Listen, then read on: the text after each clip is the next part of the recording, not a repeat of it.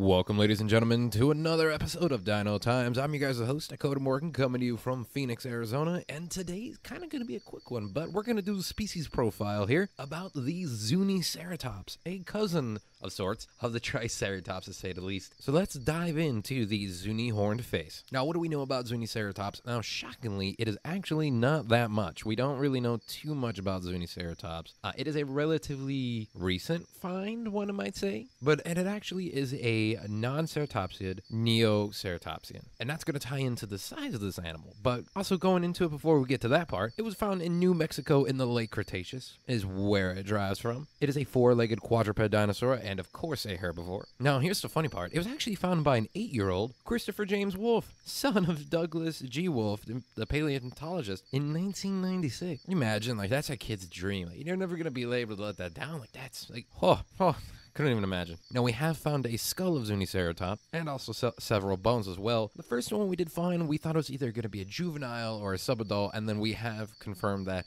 due to finding other specimens later that were the adults. It would range from 7.2 feet long and around 175 pounds. So not that large of an animal. And we do see that younger specimens had a single-rooted teeth, while the adults had double-rooted teeth, which is a fascinating thing and you don't see too much of in ceratopsians in general. So it adds to the uniqueness of the Zuniceratops, other than its size and such too, which not all ceratopsians or Neoceratopsians, well, ceratopsian family, not a lot of them were large. There was a few that were large, there was a few that were small, Dachosaurus and all that jazz. But yeah, folks, that is going to be the Zuniceratops on what we know, this cute, adorable Neoceratopsian. If you guys did learn a little bit about Zuni, then go ahead and leave a like, subscribe to the channel for more Dino Times, more paleo, more video games, and much, much more. Social media and my Twitch are going to be in the description box down below. But as always, folks, remember, science is real.